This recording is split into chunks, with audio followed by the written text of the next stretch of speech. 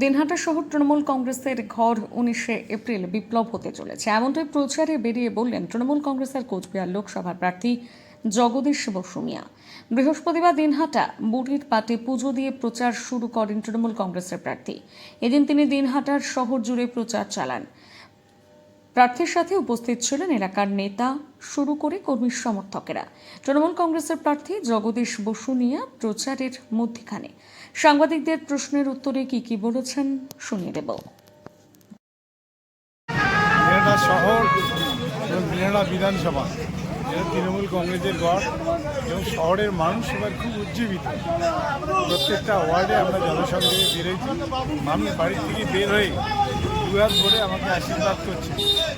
তো সেই জায়গায় দাঁড়িয়ে দিনহাটা শহরে এবার বিপ্লব হতে চলেছে আগামী 19 তারিখ। সেই জোড়া ফুলের বোতামে সবাই ভোট দিয়ে একটা বিপ্লব তৈরি করবে দিনহাটা শহরে।